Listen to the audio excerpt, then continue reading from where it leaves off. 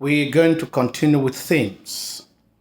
And this time we are going to talk about dreams that are realized and dreams that are deferred. You will understand that the Raisin in the Sun handles one of America's most important element of the American dream, and that is to dream about a better life in the future.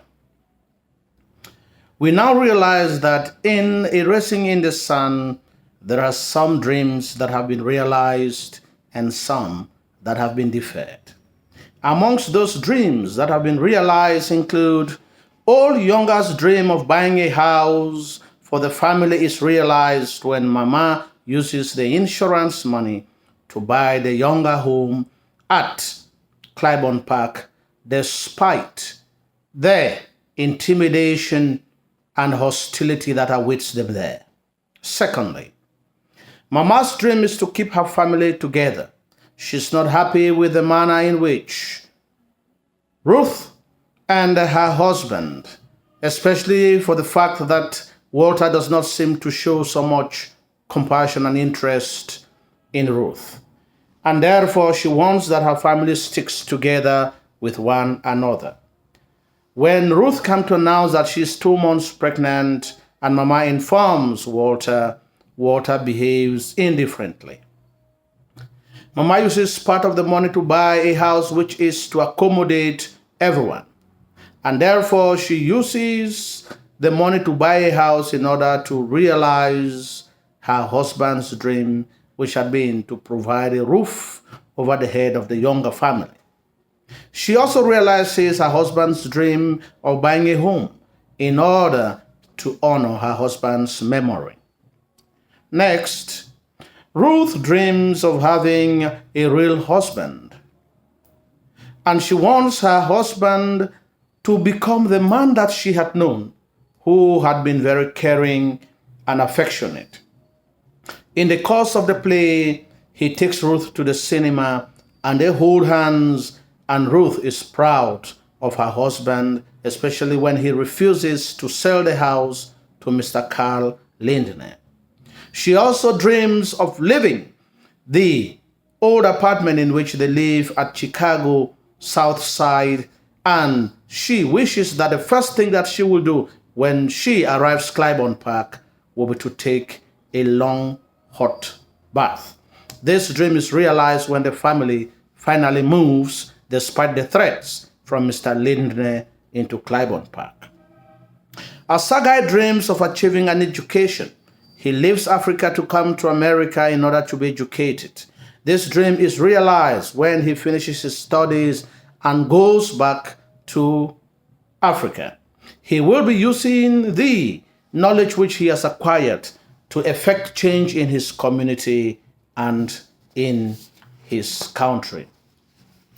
The dream of the Murchison family has been realized because they are a very rich family.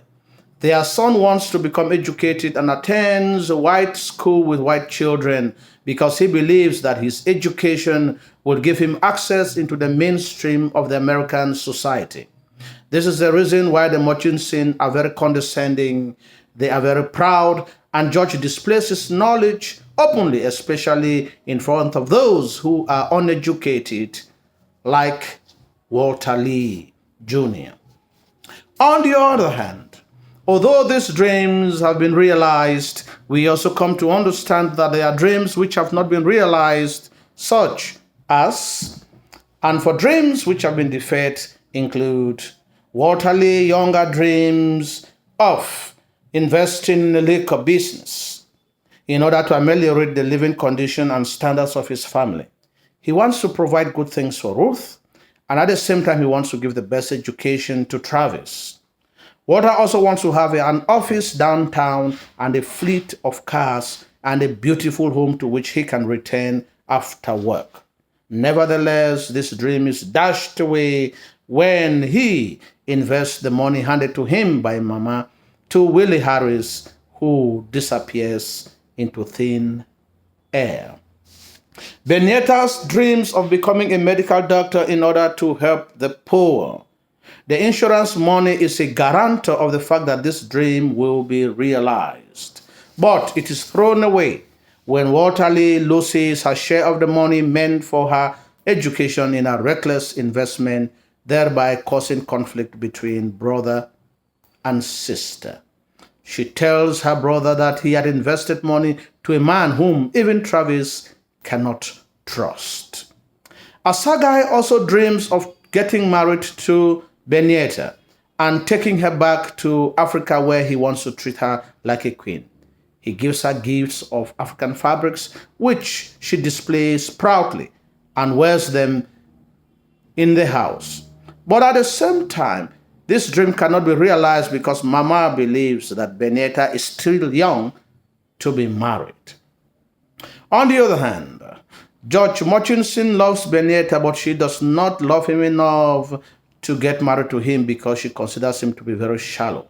He also wants a simple but sophisticated girl like Benietta, who refuses to take their relationship to another level despite his family wealth. Because, according to her, George Murchison does not take pride in his African ancestry.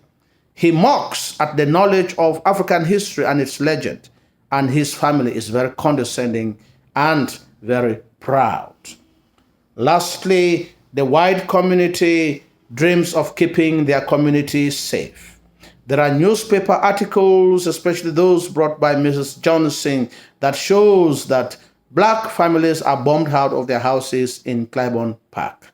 Mr. Linne visits the younger with an offer to double the price for the house which they have bought in order to dissuade them not to move into Claiborne Park because they want their community to be free from the intervention, from the invasion of other communities. Nevertheless, the youngers are determined to move into Claiborne Park despite the threat that has been given to them by Miss Lindner and the hostility that awaits them, highlighting racial segregation and racism.